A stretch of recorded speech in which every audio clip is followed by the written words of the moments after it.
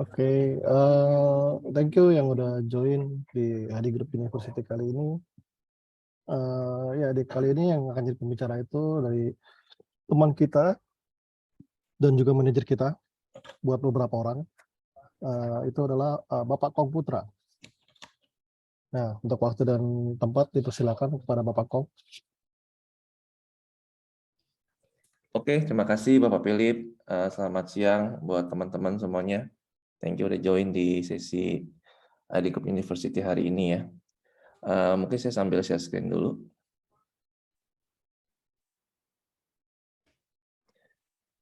Kelihatan nggak ya share screen-nya? Kelihatan, Pak. Kelihatan, Pak, kelihatan. Oke. Jadi hari ini saya mau sharing ya dengan teman-teman ya mengenai suatu platform atau framework lah ya, framework sebenarnya sih framework, tapi lebih bukan framework yang lebih seperti yang mesti kita ikutin step by step begitu loh. Tapi ini satu part of dari bagaimana kita bisa mengerti apa sih menjadi suatu motivasi dari seorang customer ya, pada saat mereka memutuskan untuk pengen menggunakan suatu produk atau service ya. Ini yang saya rasa cukup menjadi poin penting pada saat kita mendevelop suatu produk, supaya produk yang kita develop tidak menjadi sesuatu yang sia-sia ya, karena development itu cost-nya mahal sekali seperti teman-teman tahu ya, melibatkan banyak pihak, melibatkan banyak waktu, resources, tenaga dan biaya, dan yang paling penting lagi banyak membuat kesempatan itu menjadi hilang atau lewat karena kita mendevelop sesuatu yang salah gitu. Oke, mungkin saya langsung start aja ya. Mungkin saya akan start dengan biasa ya, kita tahu mungkin sejak zamannya Google ada lah gitu ya, itu kita mengerti konsep namanya startup seperti itu. Tapi kenyataannya banyak orang yang pengen menjadi seperti Google gitu ya, karena kayak another mungkin unicorn, ada dekakorn atau ada apakon gitu ya. Tapi kalau dilihat dari statistik yang ada di internet ya, kalau kita bisa cari tahu, itu biasanya justru 90% startup itu gagal. Ya bangkrut lah pasarnya gitu ya, atau mati lah gitu ya. Kok bisa begitu gitu ya? Dan yang lebih parahnya itu value rate-nya itu di tahun pertama 10% udah, misalnya ada 10 ya, ada 10 itu 9-nya itu gagal, satu yang mungkin bertahan, itu pun baru bertahan ya, kita belum bilang dia sukses menjadi unicorn gitu loh, tapi minimal dia masih ada lah gitu untuk jangka waktu yang cukup lama. Tapi untuk setahun pertama aja dari antara 10 itu ada satu yang udah tiba-tiba udah pilot lah kasar gitu ya, bubar gitu ya. Banyak faktornya gitu kan. Tapi ya kalau kita ngomongin bangun startup kan pasti bangun sesuatu produk atau sesuatu yang pengen di service yang pengen di deliver dan kenyataannya gagal. Terus dalam tahun kedua sampai tahun kelima biasanya mulai berjatuhan sampai 70% gitu ya. Jadi memang fail rate-nya tinggi sekali gitu. Tapi masih banyak dan sampai sekarang pun orang berlomba-lomba pengen apa ya, jadi founder, co-founder gitu ya. Saya nggak tahu apakah hanya sekedar ego atau mereka memang kebanyakan duit gitu ya, atau mereka memang merasa punya ide yang sangat cemerlang sekali, merasa ini the next apa ya, unicorn gitu ya, idea gitu ya, yang mereka mesti apa namanya, bangun dan segera untuk bisa mendeliver itu. Nah, ini yang latar belakangnya menurut saya ya, ini pengalaman dan juga banyak artikel yang saya baca. Jadi kebanyakan banyak founder itu beranggapan mereka tuh punya ide yang sangat cemerlang gitu ya. Pokoknya wah, ide gue brilian lah gitu ya. Dan dengan cepat langsung set up membentuk tim gitu ya. Apalagi kalau misalkan co-foundernya itu anak-anak tech juga ya, atau lulusan engineering itu, lebih merasa punya power lagi gitu loh.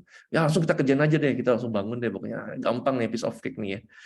Langsung kayaknya rasa pengen buru-buru, idenya tuh pengen langsung dibikin versi MVP-nya lah kalau teman-teman tahu gitu kan. Nah, pengen langsung launch buru-buru gitu ya. Tapi setelah itu ya nyatanya banyak yang gagal gitu ya.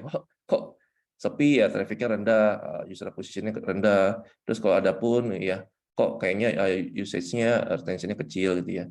Dan akhirnya mereka nggak bisa bertahan karena ya at the end mereka butuh hidup ya. Walaupun mungkin founder-co-founder cuma berdua, ya at the end mereka juga karyawan gitu kan, mesti biaya hidup juga untuk diri sendiri minimal gitu ya. Karena kalah cash flow, ya kebanyakan yang startup itu akhirnya mati gitu ya. Nah, satu penyebabnya saya rasa karena mungkin mereka banyak fokus untuk bagaimana mendevelop feature ya. Jadi mereka men-treatment pokoknya semuanya itu mudah. Apalagi sebenarnya development zaman sekarang sebenarnya makin mudah dengan banyak outsourcing segala macam ya. Kesannya mudah gitu, walaupun itu sebenarnya costly ya.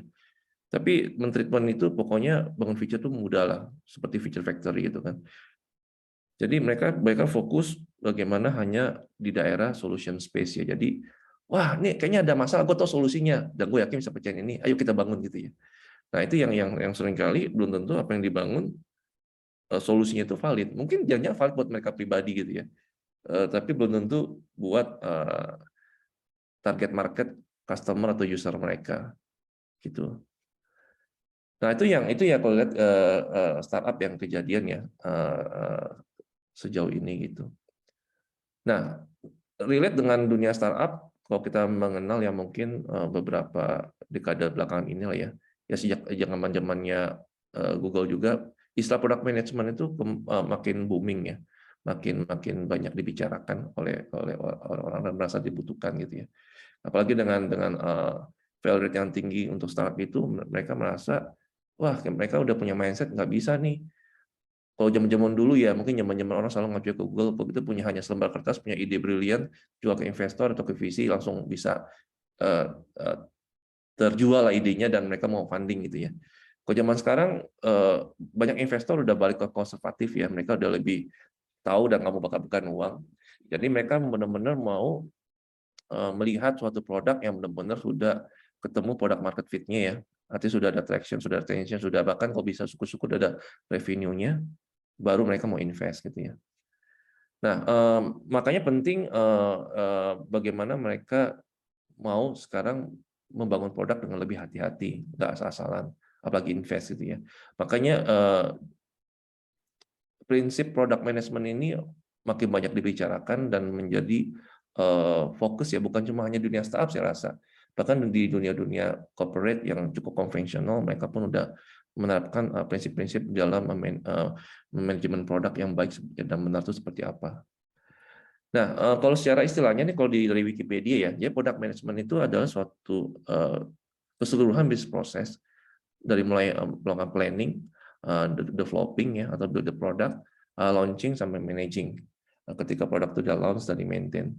Apakah itu sifatnya produk, apakah fisik digital maupun suatu service ya. Jadi itu juga mencakup life cycle dari suatu produk mulai dari ideation yang tadi saya bilang itu mulai dari suatu ide sampai development sampai go to market. Ini yang mungkin banyak orang juga salah kaprah pikirnya product management itu mau orang produk kali, orang product manager doang enggak. Ini sebenarnya konsepnya ini lebih holistik ya. Karena menyangkut semua banyak pihak yang ada di dalam ekosistem suatu company itu sendiri gitu ya, atau organisasi itu sendiri.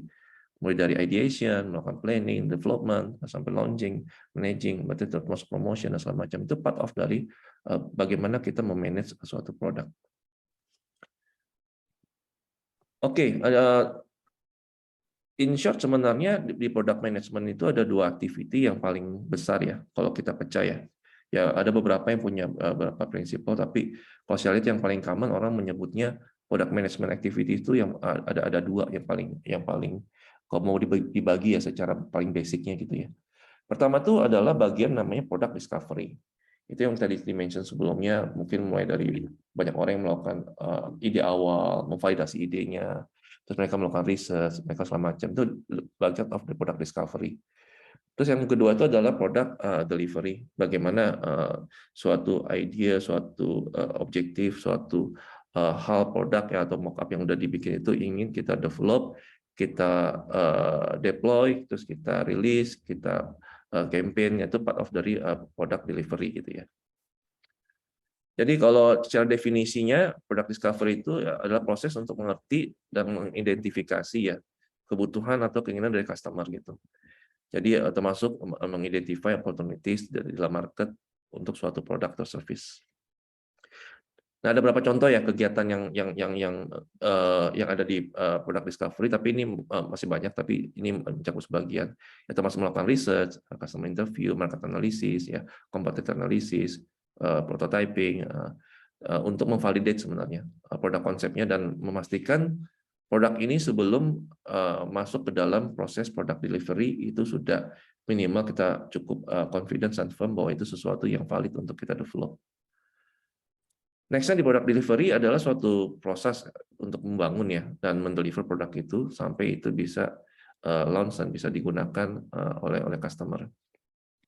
Yang termasuk di dalamnya ada itu di product development itu sendiri, proses testing, kalau yang sifatnya mungkin fisik ada manufacturing-nya atau service delivery-nya, kalau sifatnya dia ada seperti kayak SaaS company gitu ya, dan distribution-nya gimana ke user-nya dan segala macam.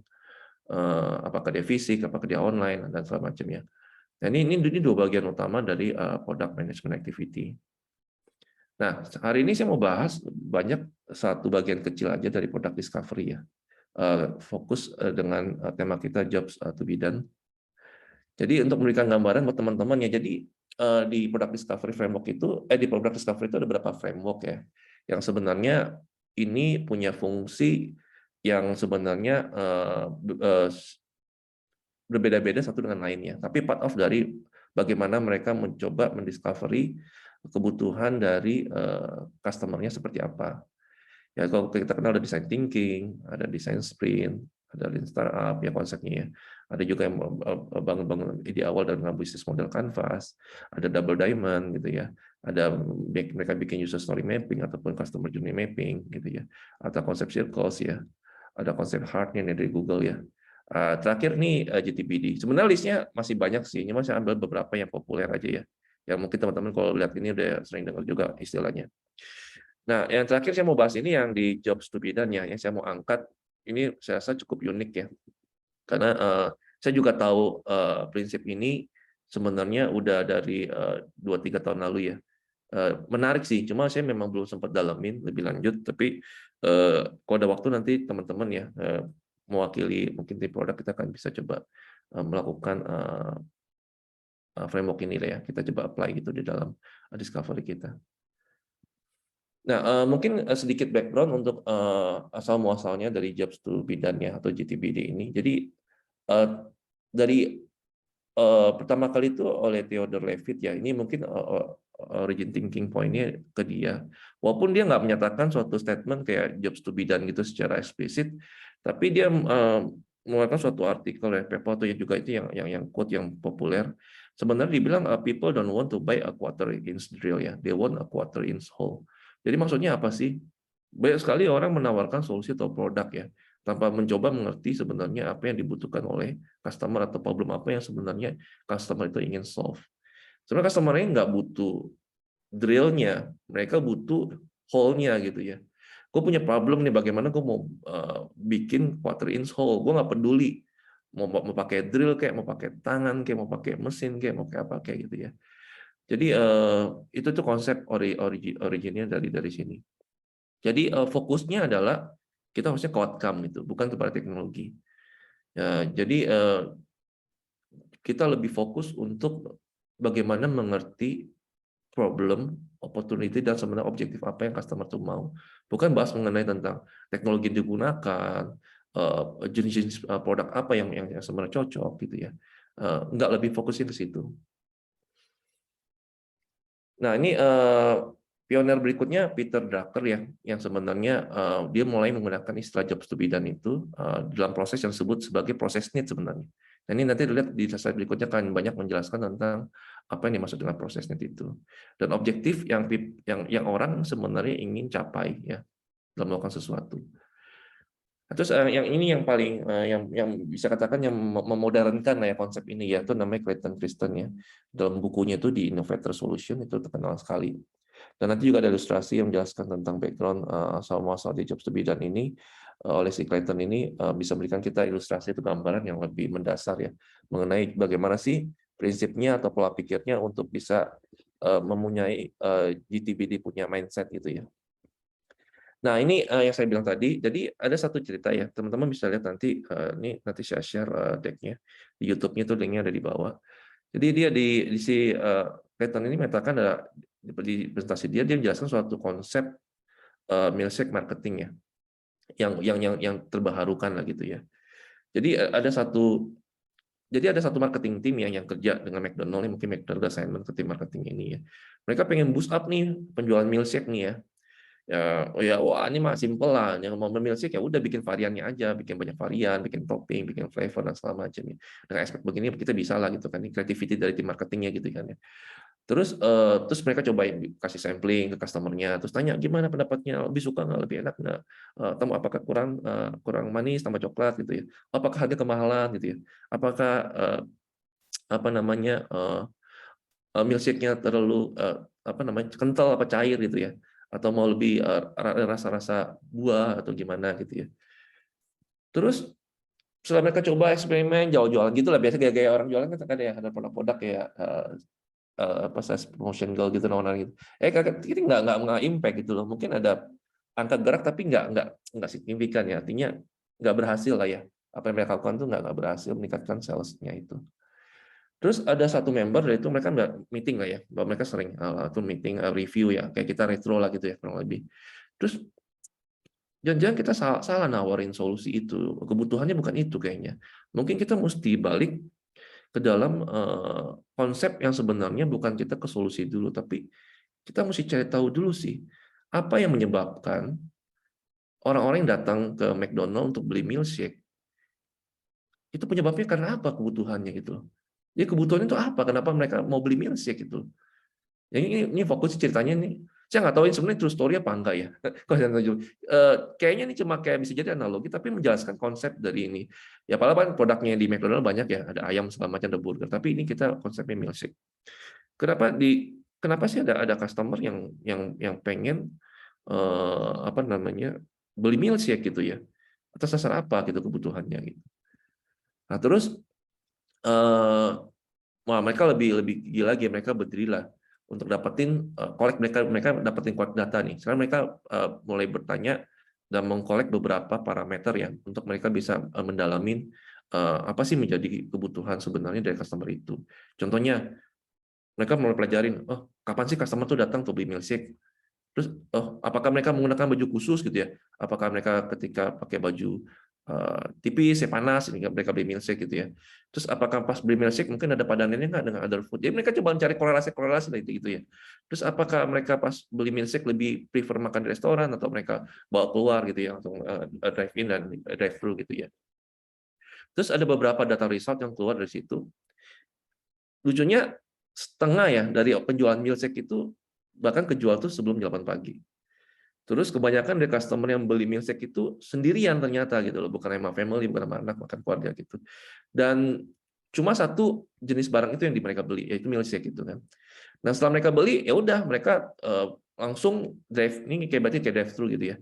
Mereka langsung beli, langsung masuk ke mobil mereka, langsung pergi lagi gitu ya, dengan membawa milkshake-nya gitu kan. Terus mereka bingung, kenapa ya begitu ya? Oke, coba kita digest lebih dalam lagi, kita coba mengerti lagi sih apa sih menjadi kebutuhan untuk punya customer ya. Jadi di hari berikutnya mereka riset lagi tuh, tongkrongin lagi di depan restoran yang tanya lagi gitu ya. Tapi mereka kembali nanya, kemarin kan mereka observasi ya, observasi itu kumpulin semua data parameter. Sekarang mereka bertanya, kenapa sih kamu beli ini lakuin sendiri, datang ke restoran ini, beli milkshake terus keluar gitu ya. Buat apa gitu kan kebutuhannya, mereka tanya lebih dalam. Atau terus mereka tanya juga, atau ada alasan lain nggak sih kenapa sih kamu mesti meng-hire ya milkshake ini untuk melakukan job to be done apa yang pengen kamu capai gitu ya. Nah setelah mereka kumpulin semua data dan menjadi sesuatu yang jelas bagi mereka terang benderang ya sebenarnya nggak semua sih, pokoknya kebanyakan customer yang datang dengan versi tadi itu punya suatu job to be done yang sama gitu loh. Jadi semua customer itu yang datang ya, yang di karakteristik tadi itu, mereka tuh orang-orang yang memang punya waktu perjalanan panjang ke kantor, mereka setir sendiri, boring gitu di dalam mobil gitu kan, dan mereka butuh sambil nyetir sambil melakukan sesuatu yang buat mereka tertarik, tapi bisa juga membuat mereka nggak cepat lapar gitu ya, karena mereka kalau mengambil solusi lain biasanya mereka akan mulai lapar sebelum jam 10 pagi gitu ya. Jadi mereka pengen udah minum milkshake itu sampai kantor, kerja, dan fokus minimal sampai jam 10 tuh nggak merasa lapar, mereka tetap bisa ada energi juga kan, milkshake itu gula ya. Terus sampai waktu makan siang semua transisi enak gitu loh. Terus mereka tanya, kalau selain pakai milkshake pakai apa? Oh bisa sih pakai banana. Cuma pakai banana katanya nggak tahan lama ya, makan sejam atau setengah jam udah lapar lagi. Kalau pakai donat gitu ya, pas lagi sambil nyetin ya pakai banana mungkin masih bisa. Kalau donat kan kotor ya. Bagel, Snicker bar rasanya oke sih, bisa tahan lebih lama ya. Karena ini agak lengket gitu. Tapi rasanya kok merasa nggak sehat ya pola. Ini kan makan itu juga kan makan kayak junk food gitu ya. Atau kopi gitu ya, nggak itu juga. Jadi dari sini sebenarnya kita bisa melihat ya cara pendekatan melakukan research itu atau melakukan discovery terhadap suatu punya customer need, dan mereka bisa simpulkan. Jadi sebenarnya milkshake rata-rata yang kejual itu bukan karena variannya, tapi mereka memang ada kebutuhan untuk get breakfast on the go gitu ya. Nah ini sebenarnya suatu cerita aja untuk memberikan gambaran buat teman-teman nanti bisa tahu. Jadi jobs to be done itu nanti lebih sebenarnya suatu prinsip atau suatu framework atau cara pikir kita yang harus kita lakukan, bagaimana cara kita melakukan suatu discovery problem ya dari suatu customer. Nah ini core konsepnya dari JTBD nih. Jadi basically kalau kita lihat itu orang membeli produk pada dasarnya untuk to get the jobs done gitu ya. Itu yang paling core premise-nya gitu. Nah definisi job to be done itu bisa apa aja sih contohnya gitu. Ini beberapa ilustrasi lah. Misalkan ada task yang pengen orang lakukan untuk bisa mencapai itu. Ya, misalkan ya dengan ada produk itu otomatis mereka beli produk itu bisa membuat yang mereka yang nggak bisa lakukan menjadi bisa lakukan. Contohnya ya misalkan gali air di sumur, jadi mereka perlu timba. Timba itu adalah produk yang mereka beli untuk get the jobs done, contoh gitu ya. Atau juga ada goal atau objektif yang mereka ingin capai ya. Atau ada problem yang sebenarnya kalau mereka pakai produk itu bisa mereka coba resolve ya. Atau ya sesuatu justru mereka takut nih, mereka mau hindarin ya, dengan ada produk ini membuat mereka merasa nyaman atau merasa aman gitu ya. Atau anything else yang orang-orang yang coba ingin coba capai lah intinya, untuk mencapai atau membuat mereka punya objektif atau job mereka selesai. Jadi job to be done itu bagaimana suatu prinsip untuk bagaimana untuk mengerti ya goal dari orang-orang ingin mencapai apa sih sebenarnya ya. Dan untuk ingin mencapai itu sebenarnya apa yang mereka lakukan untuk membuat ada progres ya, progres untuk bisa mencapai dari apa yang problem mereka inginkan itu sampai itu bisa jadi terselesaikan gitu ya. Nah, jobs ini juga kalau dalam prinsip ini menjadi suatu motivator atau driver dari behavior seorang ya. Jadi dengan kita bisa mengerti jobs suatu customer, itu kita lebih bisa memprediksi why-nya. Kenapa mereka berperilaku seperti itu? Kenapa mereka sampai perlu membeli produk itu? Kenapa mereka perlu menggunakan solusi itu gitu ya, untuk mencapai apa? Jadi kalau in short definisi dari suatu job itu adalah proses untuk mencapai suatu objektif dengan suatu kondisi atau suatu circumstances tertentu ya. Ini ada sedikit beberapa prinsipal dari jobs to be done dalam jadi JTBD itu lebih away ya untuk organisasi atau secara orang untuk melihat suatu kebutuhan atau objektif ya. Daripada hanya bilang wah ini kayaknya kita bisa kayak lebih ke demografik atau psikografik ya. Contohnya kalau kita melihat ada, kalau teman-teman tahu ada kayak user persona itu kan relate banget tuh dengan demografi dan karakteristik user. Tapi ini enggak. Kalau ini lebih general gitu ya. Dan JTBD punya teori itu lebih mempredik human punya behavior sebenarnya. Kenapa suatu individu itu termotivasi untuk membuat suatu progres ya untuk mencapai suatu objektif tertentu. Nah ini kegunaannya sebenarnya juga kalau secara organisasi ya bisa mengerti sebenarnya kenapa sih customer kita punya behave atau kelakuan seperti gitu ya. Itu bisa membuat kita lebih mengerti dan bisa membuat suatu solusi yang lebih tepat guna gitu ya. Dan otomatis lebih meningkatkan tingkat kesuksesan company itu sendirilah kasarnya gitu. Nah ini ada 5 common principle ya di dalam JTBD ini yang paling penting yang kita bisa pahami. Jadi Prinsip pertama ya, ini ada 5 prinsip. Prinsip pertama itu people itu mengemploy produk atau service untuk to get their job done, basically itu sih. In general ya, mereka tuh nggak tertarik dengan company kita, mereka bahkan nggak tertarik dengan produk kita gitu ya. Karena ngomongin handphone aja mungkin banyak macam-macam ya zaman dulu ya. Ada sekarang Android, ada iOS, dulu ada Symbian gitu ya, dulu lagi zaman-zaman ada yang itu. Jadi sebenarnya bukan itu, walaupun kita ini ada sedikit beberapa produk yang cukup anomali ya. Contoh ke produk Apple itu lebih banyak udah bangun apa ya, suatu brand image yang kuat ya, dan kadang-kadang membangun suatu konsep job to be done ya, tapi lebih ke lifestyle. Itu ada juga nanti ada namanya social job ya. Itu ada part of dari itu. Tapi in general sebenarnya kalau kita ngomong produk-produk kita gunakan itu, kalau kita misalkan beli apa ya, beli sepeda, beli motor, beli mobil, pasti basically ya lebih untuk solving suatu problem gitu. Bukan karena wah gue kayaknya mau pakai produk ini karena gue suka gitu ya. Jadi yang kita perlu capai itu adalah mengerti masalah mereka, itu lebih penting daripada kita datang dengan suatu solusi. Nah, karakteristik kedua, prinsip kedua di JTBD ya, itu jobs itu harusnya stabil. Walaupun teknologi berubah, jobs itu stabil. Contohnya tadi lah, contohnya kalau kita bilang kalau mau bikin lubang itu, ya kalau zaman dulu belum ada drill ya, ya mungkin sama ini orang dulu bikinnya ya pakai paku kali mungkin, ya paku atau mungkin palu sama paku ya, atau kalau belum zamannya ada palu, zaman dulu orang batu bikin pakai apa, gitu kan. Jadi kebutuhan bikin lubang itu tetap ada gitu ya. Kebutuhan kita misalkan berpindah satu tempat ke tempat lain itu tetap ada. Kebutuhan orang mendapatkan edukasi atau kesehatan itu ada. Jadi jobs itu mostly stable over time ya, walaupun teknologi berubah sama. Zaman dulu ketika kita naik beca, terus naik motor, ojek, naik taksi, Bluebird, sampai sekarang Grab-Graban, Gojek-Gojekan gitu ya, Gokar-Gokaran, yang itu kan kesan teknologi makin canggih, tapi kebutuhannya sebenarnya sama. Gue memang mau bagaimana gue dapat jobs gue adalah gue pindah satu tempat lain, gue memang ada dikejar waktu, gue mungkin nggak mau capek, itu jobsnya itu stable, jadi tetap sama sebenarnya. Nah ini prinsip yang kedua di dalam jobs to be done. Nah yang ketiga, nah ini baru ngomong ada sedikit mengenai tentang solusi atau produk ya.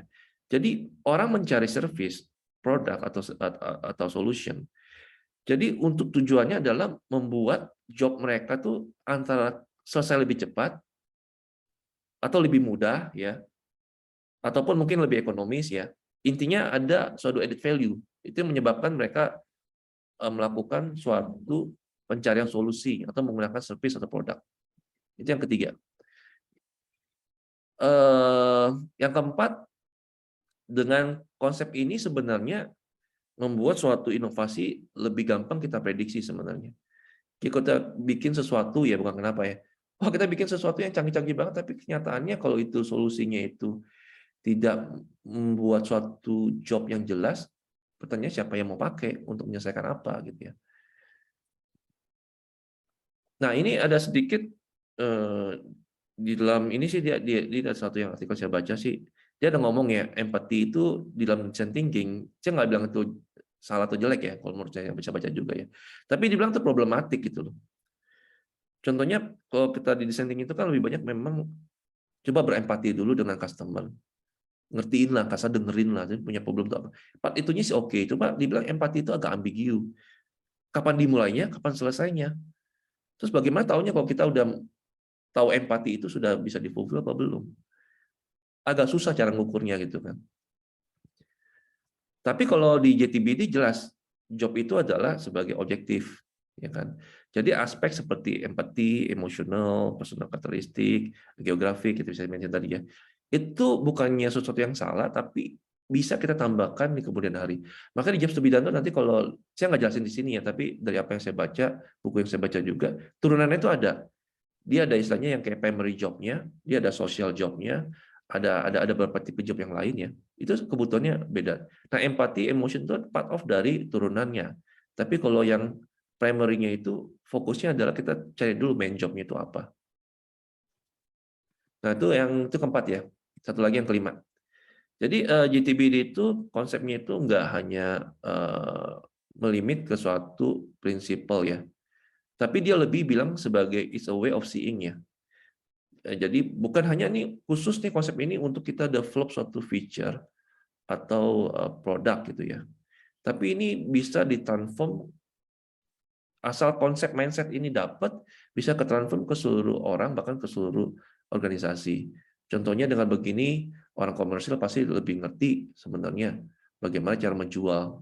Bukan cuma hanya jual maksa gitu ya, atau kasih diskon gede-gedean gitu. Tapi bisa lebih mengerti, oh kebutuhan mereka sebenarnya itu apa. CS pun ketika menghadapi customer itu bisa lebih mengerti, karena mereka memahami job apa sih yang customer komplain gitu. Jadi nggak semata-mata hanya bilang lu baper atau gimana gitu ya. Jadi nggak hanya berdasarkan empati atau cuma gitu doang subjektif, tapi berdasarkan dari objektif job itu apa. Nah ini kalau bisa ditransformasi pola pikir ini itu sangat akan membantu sekali ya perusahaan itu bisa lebih maju. Ya dia bilang makanya nggak terlalu saklek bahwa beda ya dengan kalau framework yang lain. Contohnya kalau kita di agile development-nya pakai Scrum itu banyak prinsip-prinsip yang mesti diikutin ya.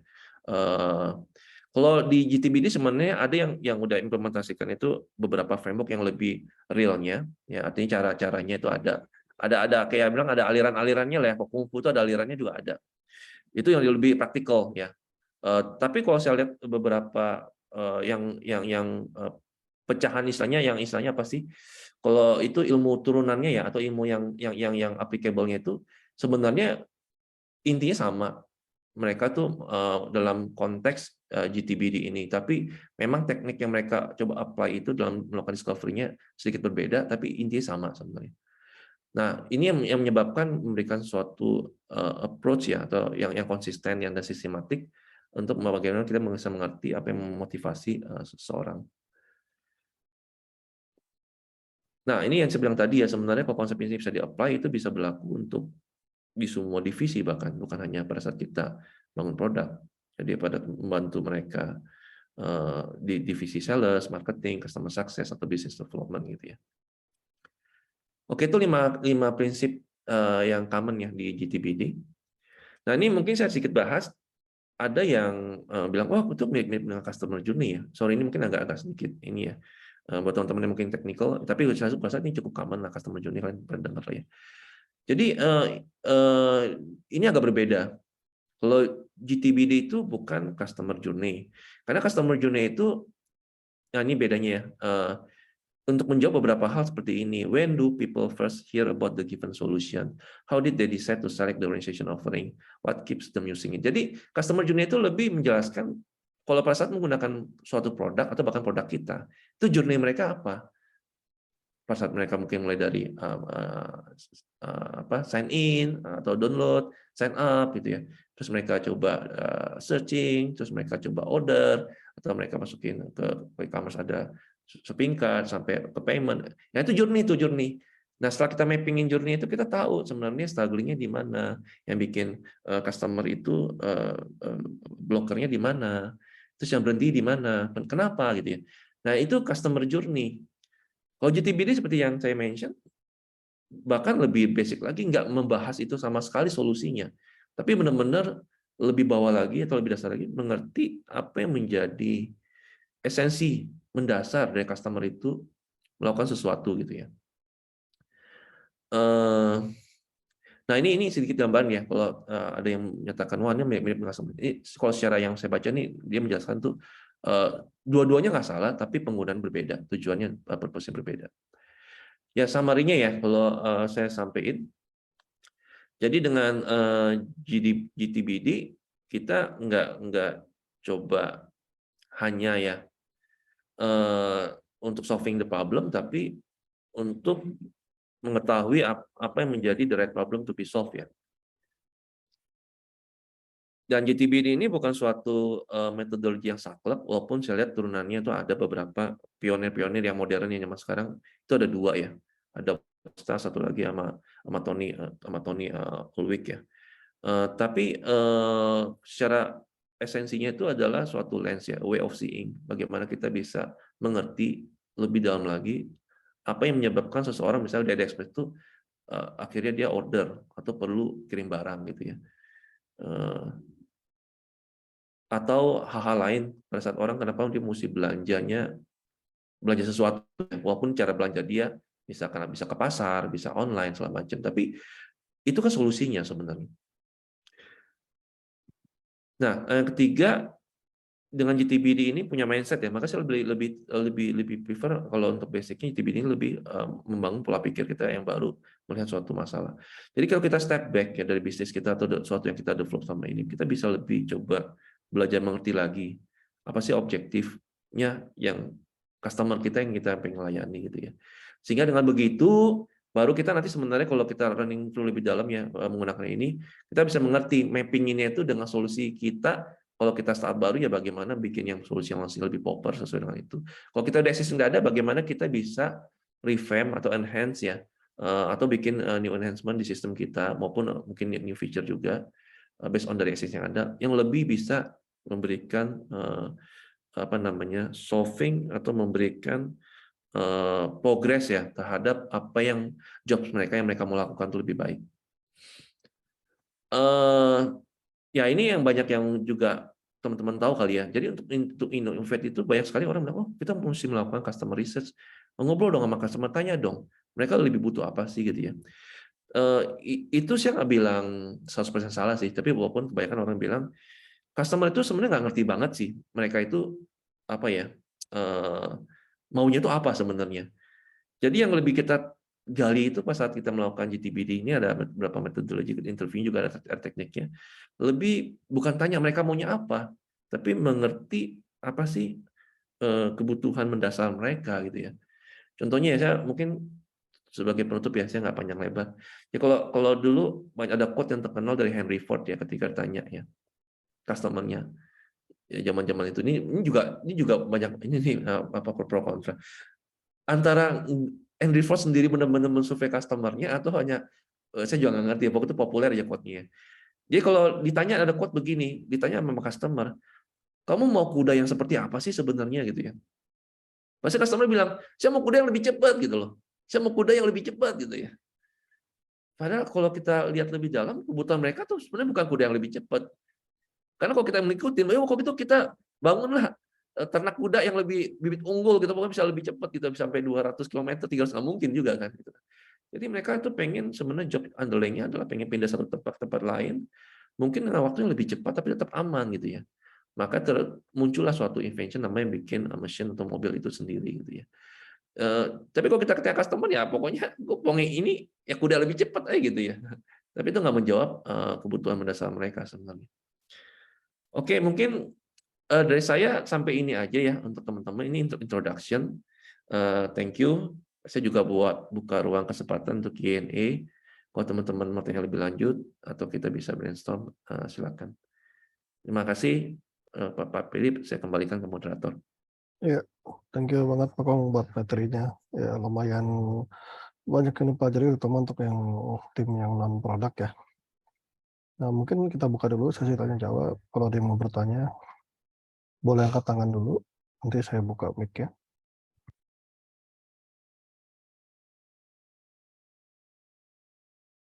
Saya kasih waktu 5 menit ya. Mau di chat juga boleh kalau malas ngomong atau ribet mau ngomong gitu.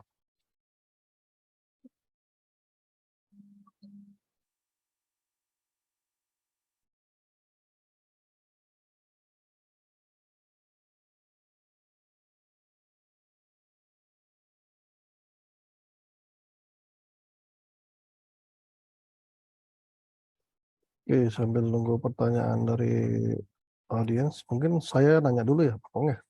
Ya, boleh, Bro. Ya, in relate dengan misalnya kan yang lagi marak itu kan founding startups gitu ya kemarin-kemarin ya. Nah, in relate dengan itu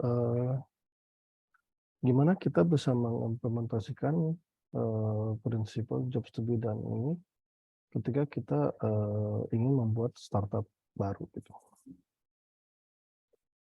Ini pengalaman saya ya, dengan pengalaman saya selama ini. Jadi memang seperti saya bilang, trennya investor itu zaman sekarang jarang mereka mau invest ke totally new startup ya. Yang kita misalkan cuma hanya bawa suatu pitch deck, jelasin bahwa kita punya ide revolusioner to be the next Google. Yes, kalau sekarang memang mostly kan investor itu mau udah ada trial atau sesuatu dulu, intinya udah barangnya udah rilis dulu gitu kan. Betul. Nah, relate dengan ini sebenarnya berarti bagaimana cara kita bisa mengoptimalkan penggunaan konsep GTBD ini untuk membangun suatu MVP kita secepat mungkin, ya. Tapi dengan suatu effort yang seminimal mungkin. At the end kita berpacu dengan waktu, seperti saya bilang. Karena cost terbesar kita di situ. Jadi buat para orang-orang yang pengen bangun startup, founder, pasti saya rasa yang paling mereka khawatirkan satu itu adalah fund. Ya. Jadi fund itu apakah dapat mereka langsung cukup beruntung dapat dari angel investor atau akhirnya banyak juga founder itu yang keluar kantong sendiri ya. Mereka merasa wah ada bensin setahun nih, mau nggak kita bangun sama-sama gitu. Itu bisa dilakukan. Makanya penting banyak orang yang mungkin hanya berdasarkan dari belief-nya doang ini akan sukses, mereka langsung start bangun MVP-nya. MVP sekecil apapun itu tetap effort. Development udah melibatkan developer, apalagi infra atau sistem, kita mesti bayar juga tuh mesin-mesin atau cloud ya. Itu adalah cost. Jadi GTBD satu cara ya di dalam product discovery itu untuk bagaimana kita bisa mengakses kebutuhan customer, apa sih problem yang teori kita nih, ide kita pasti di solution sebenarnya. Kita punya suatu hipotesa, solution, kayaknya ini bisa nih. Nah, nggak apa-apa kita keep in mind dulu, tapi coba kita digest. Kan kita tahu dong nih pengguna buat siapa nih.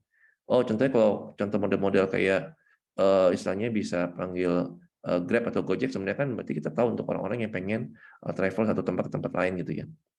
Ya, kita mesti coba melakukan research. Apa sih pain point, apa sih kebutuhan mereka. Kalau itu mungkin secara jobnya, basic jobnya udah clear seperti dia bilang. Tapi turunannya ada, secara sosial jobnya gimana, ya. Terus secara faktor-faktor yang lainnya seperti apa.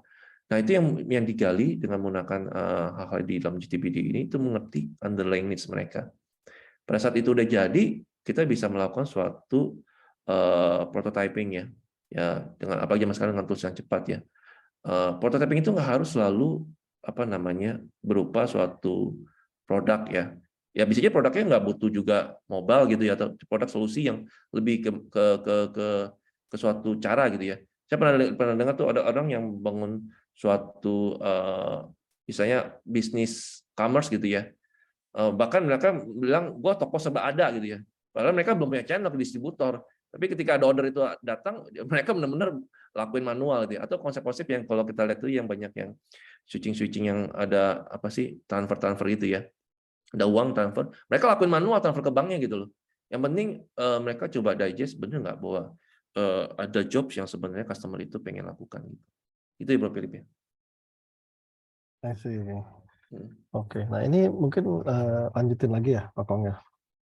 Itu kan berarti kan ketika kita mau membuat sesuatu startup gitu ya, atau membuat suatu company atau suatu usaha lah gitu ya Pak.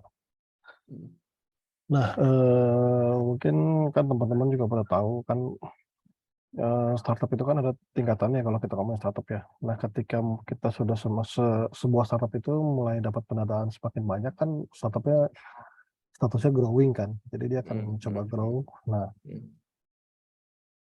Nah, contoh yang paling gampang itu kan banyak dari mereka tuh yang tiba-tiba either bisnisnya expand atau bisnisnya berubah gitu.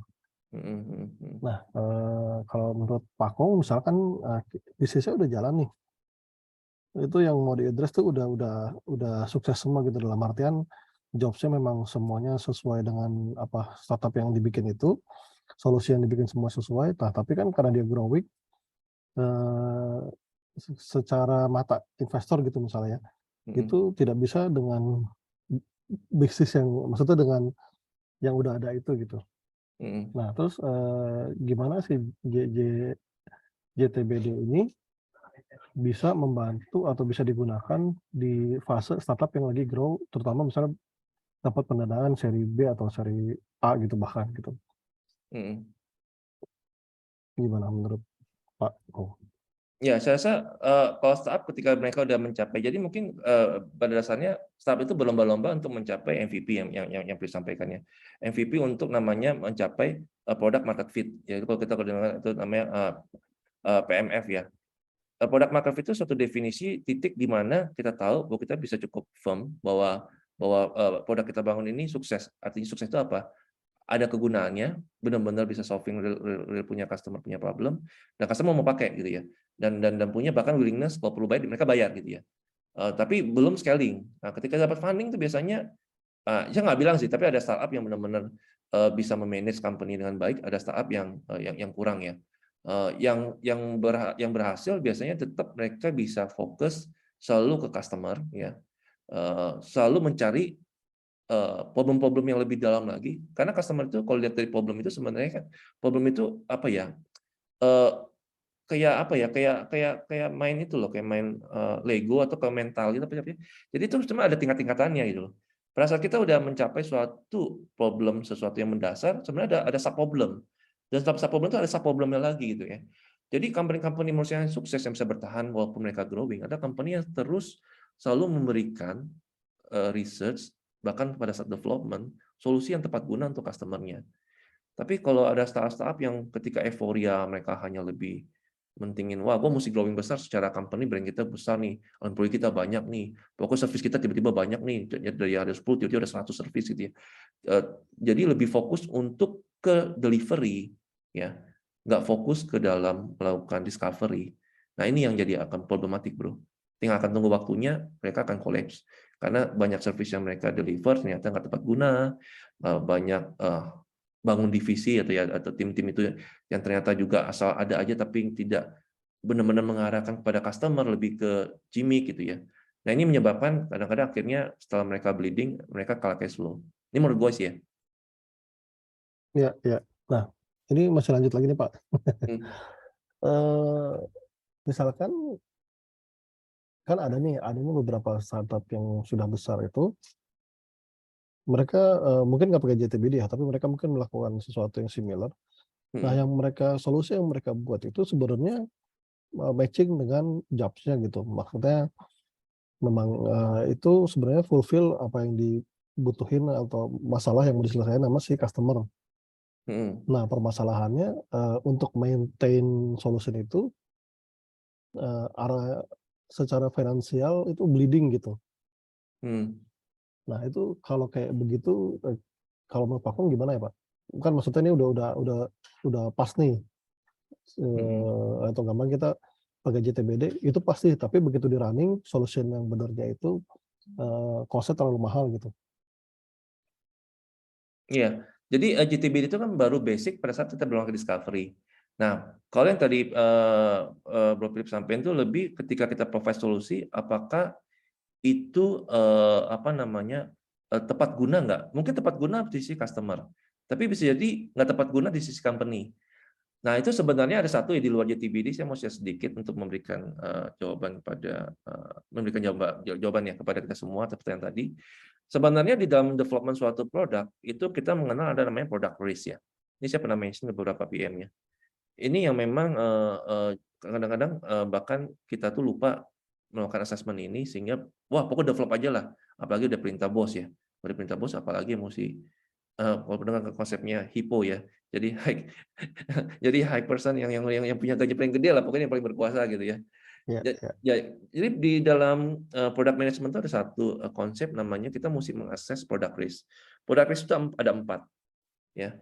Pertama adalah di sisi value. Itu yang relate dengan GTBD. Benar nggak apa yang kita bikin itu memberikan value atau solve the real problem the customer need?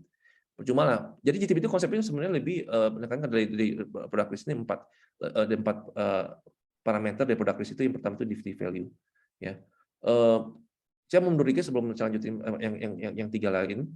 Tapi banyak yang sebenarnya banyak startup atau founder terutama itu yang punya ide canggih-canggih bikin AI gitu ya. Tapi sebenarnya nggak ada customer-nya gitu loh. Jadi basic job-nya kagak ada, cuma pengen merasa ini keren aja gitu. Misalkan ini saya nggak bilang semua founder gitu ya, tapi contoh founder yang salah lah gitu. Nah, tapi yang pertama product risk itu adalah value. Apakah yang kita bangun ini ya, atau solusi yang kita akan kasih atau produk yang akan dipakai ini bisa memberikan value atau solve the real problem dari customer. Itu yang tadi Philip bilang, asumsi udah gitu ya. Yang kedua itu adalah di sisi usability. Ya, contoh kita bikin produk canggih banget lah, AI segala macam, tapi pakai susah. Mesti AI-nya pakai coding atau apa itu bisa susah. Mungkin nenek-nenek nggak bisa pakai gitu ya. Ya, mungkin beda dengan Alexa, mungkin cuma ngomong sama speaker langsung bisa jawab. Nah, kayak gitu, itu di sisi usability. Intinya produk kita tuh bisa dipakai dengan cukup seamless dan effortless nggak oleh target customer kita. Itu produk risk yang kedua. Ketiga itu adalah di sisi apa namanya visibility. Apakah tim kita, company kita dengan tim yang ada, ya secara company level masing-masing lah ya, bisa bangun itu. Jadi jangan kita bandingin, kantor kita kayak perlu solusi ChatGPT nih, tim kita bangun yuk gitu ya. Ya Uca bukan merendahin teman-teman selamanya. Ya mungkin saat ini scaling kita mesti itu gitu kan. Berbeda dengan orang yang udah expert di domainnya di situ, gitu. Bisa bangun solusi ChatGPT gitu ya. Nah itu di CVCP apakah bukan cuma engineer sebenarnya, tapi secara supportnya apakah kita punya duit untuk bangun solusi itu, mampu nggak? Terus kalau ngomongin yang produknya fisik, supplier kita ada nggak? Sustainable nggak kalau kita mau bikin pisang goreng Kalimantan, supply pisangnya selalu ada nggak setiap hari, kayak gitu ya. Di visibility, kapabilitasnya dari company itu atau bisnis itu sendiri. Nah yang keempat ini yang banyak orang kebablasan di startup. Di sisi viability, viable nggak secara bisnis. Ketika di running mesti dihitung. Jangan sampai customer happy, semua happy, cuma company yang nggak happy bro. Bangkrut di company-nya gitu kan. Nah, produk risk ini mesti tetap di-assess gitu, pada saat kita develop sesuatu apapun. I see. Oke, Pak. Nah ini tadi Andrew sempat angkat tangan. Halo, Pak Kong. Ya, boleh? Bapak Ya, Andrew, silakan. Enggak, tadi pengen nambahin yang itu tadi. Cuman kayaknya udah dijelasin sama Pak Kong yang apa? Yang tentang produk risk itu kan. Iya. Oh, oke, thank you. Iya. Thank you, Pak. Oke, thank you Andrew. Dari yang lain ada yang mau bertanya lagi mungkin?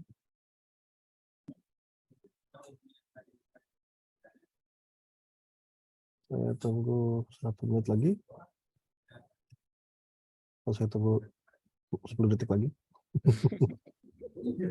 Buset, kenapa jadi cepat detiknya nih? Karena tidak ada yang bertanya seperti dari tadi. Mau tanya dong. Nah, ini ada yang bertanya. Akhirnya silakan Kevin. Kalau kan banyak sekarang kan di dunia product management atau di dunia bisnis kan banyak banget framework ya. Kayak hampir tiap tahun tuh ada aja orang spit out segala macam framework lah yang dia bilang, oh ini the best framework, oh ini apa something gitu ya. Nah tapi saya biasa tuh cukup tertarik ke apa ya pitfalls-nya sih dari framework ini tuh.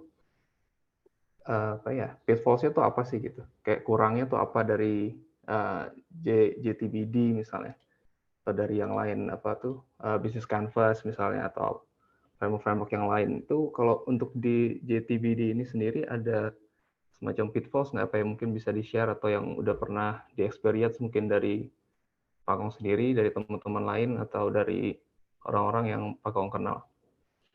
Thank you. Ya, mungkin pitfalls atau mungkin boundary-nya lah ya. Mungkin saya bilang semua framework atau suatu konsep itu pasti ada batasannya. Bukan kayak Swift Army Knife gitu yang bisa solving all problem ya. Jadi pasti ada batasannya.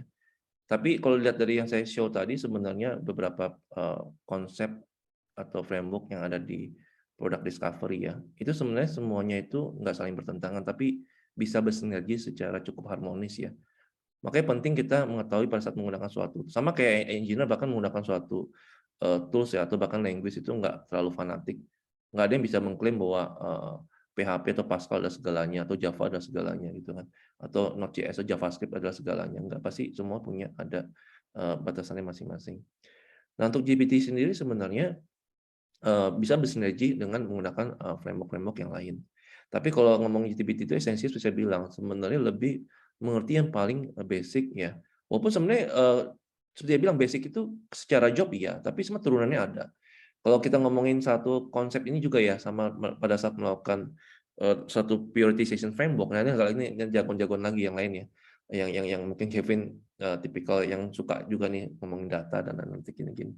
Kalau satu pre-tracing framework yang kita tahu itu kan kayak Kano model gitu kan, dia kan serving ada 3 batasan. Pertama itu yang sifatnya adalah paling yang mandatory itu basic, kedua itu yang di performance, 3 itu delighter namanya. Nah, kalau GTBD itu sebenarnya untuk main job itu posisinya itu adalah untuk yang paling basicnya. Jadi kalau basicnya aja nggak bisa terfulfill, sebenarnya mau dikasih kenyamanan apapun ya atau performance oh lebih cepat performance kayak ini ya. Oh kita sama kompetitor apa beda sih? Oh kita tuh lebih cepat. Mereka loading 1 menit baru muncul layarnya, kita 1 detik muncul. Sehingga membuat experience-nya beda. Contoh itu ya, itu performance satu contohnya. Oh di letter itu ke sana tuh ketik formnya banyak berisi ini. Kok kita semuanya pakai voice comment, pokoknya enak lah, nyaman pakainya gitu. Itu satu mungkin contoh di letters ya. Tapi basicnya sendiri. Contohnya kalau misalkan software lu ini hanya agak untuk misalkan program untuk mengetik gitu kayak WS atau WS sama Word kan sama tuh. Cuma kan secara jobnya sama. Bagaimana saya bisa mengetik sesuatu bahkan notepad gitu ya. Jobnya sama, mengetik sesuatu dan saya bisa simpan untuk dokumen digital saya di kemudian hari. Itu basic jobnya, gitu kan. Tapi kalau basic jobnya aja ternyata pas saya nggak bisa ketik, keyboard nggak bisa, mouse nggak bisa, voice comment nggak bisa, terus saya mesti pakai apa gitu kan? Nah, contoh gitu ya. Kalau itu aja nggak bisa ke fulfill, berarti kan main jobnya itu udah nggak deliver. Itu ilustrasi ya. Saya nggak tahu apakah bisa sangat tepat menjelaskan apa enggak. Tapi mudah-mudahan teman-teman bisa mengerti ya. Tapi intinya di JTBD memang fokusnya untuk mencari yang di bagian situ gitu kan. Dan itu menurut saya yang justru yang mungkin paling penting. Karena kalau enggak itunya salah aja, solusi apapun yang kita kasih yang lebih membuat mereka lebih enak tetap enggak akan tepat guna. Karena enggak ada kebutuhan dari job yang customer mau solve gitu. Gitu kali Vin ya. Iya Pak, sama satu lagi Pak, kalau ngomongin job ini kan kayak ngomongin Microsoft Word ya. Itu kan kalau di drill down lagi jobnya kayak gue mau ngetik, gue mau bisa ngasih bold, gue mau bisa kolaborasi sama teman-teman gitu misalnya. Tapi apakah di JTBD ini itu yang akan dijawab atau lebih ke dalamnya lagi? Kayak misalnya gue ngetik nih sebenarnya gue mau bikin cerita yang menginspirasi misalnya. Apakah hal-hal seperti itu yang dijawab sama JTBD atau hanya kayak gue butuhnya ngetik nih gitu atau gue butuhnya strike through text gitu. Kayak gimana Pak? Nah ini menarik ya. Ini aku tahu pasti Kevin akan bertanya hal yang lebih detail. Itu sebenarnya di dalam realnya nanti kalau saya sebenarnya ada materinya sih. Cuma kalau ngomongin nanti kayak kuliah malam gitu ya. Bisa berapa SKS nih? Lanjut nggak apa Pak. Lanjut Pak, nggak apa Pak. Dikit aja Pak, dikit aja, nggak apa-apa. Dikit aja, dikit. Ya, sebenarnya gini, untuk mengetahui level dari suatu job, itu seperti saya bilang, ada kalau konsepnya itu lebih kita tahu, itu ada main job, ada micro job. Ada lebih lagi yang di bawahnya itu, saya lupa, main job, sub job, micro job, ya, itu 3 seingat saya. Jadi, tergantung dari level produk yang sedang kita lagi bangun. Kok produknya sama sekali nggak ada, kemungkinan besar kita mesti coba cari main job itu dulu apa. Tapi kalau kayak company kita udah selesai bangun gitu kan, mungkin kita akan mulai masuk yang ke namanya sub job atau bahkan ke micro job. Jadi mungkin main jobnya tetap fulfill, mungkin menjawab pertanyaan Philip juga tadi gitu. Tapi sebenarnya solusi yang kita kasih itu, kalau dibanding sama kompetitor lain, bisa jadi kenapa mereka pakai mereka, kenapa nggak pakai kita? Apakah ada sub job atau micro job yang sebenarnya menjadi faktor dari customer itu nggak pakai kita tapi pakai yang lain? Apakah mungkin masalah pricing, apakah mungkin masalah availability, apakah mungkin masalah gue mesti nyiapin sesuatu dulu, invest di awal mahal, kalau yang solusi lain nggak perlu gitu ya. Jadi banyak faktor-faktor job-job lain yang sebenarnya perlu diakses lebih dalam. Nah levelingnya cara menanyanya itu biasanya ada 2 sih, how and why.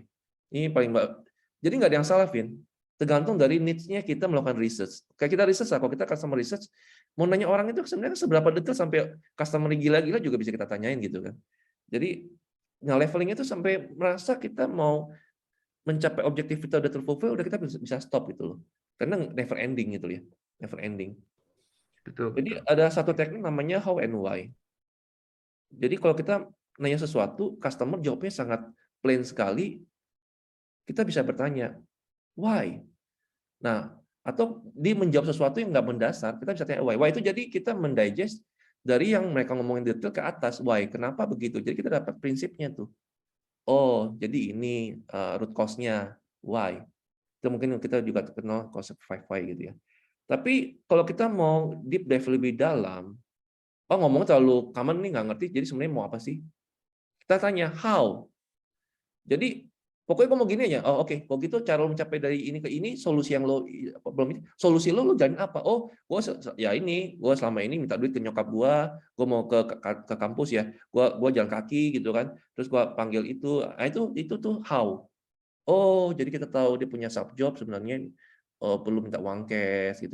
Kayak itu loh. Jadi cara level of detailnya itu tergantung dari ketika kita melakukan research itu mau sejauh apa. Gitu ya, Vin. Oke, thank you Pak. Oke, lumayan panjang yang hari ini. Masih ada yang mau bertanya? Saya kasih waktu 15 detik dari sekarang.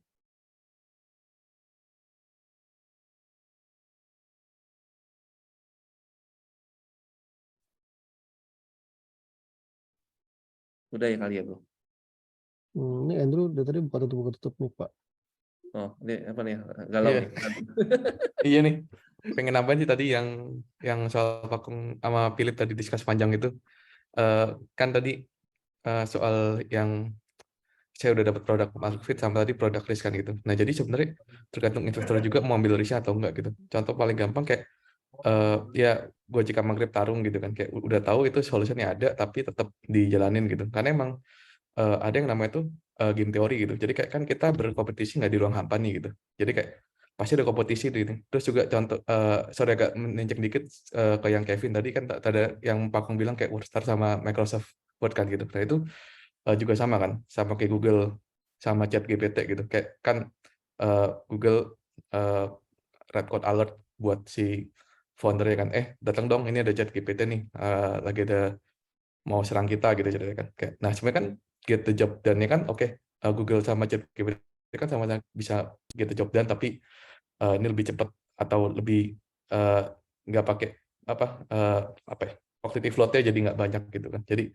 ya ada banyak faktor sih, maksudnya kayak ini benar salah satu faktor sih. Jadi kayak ini tuh anchor-nya tapi competition itu wah gila lagi di situnya. Iya. Ya emang bikin startup nggak gampang sih gitu. Maksudnya kayak Thank you setelah ya, udah jelasin. panjang sorry. Nggak apa-apa, tapi itu Iya. memberikan gambaran lebih jelas saja. Benar. Ya, thank you Andrew.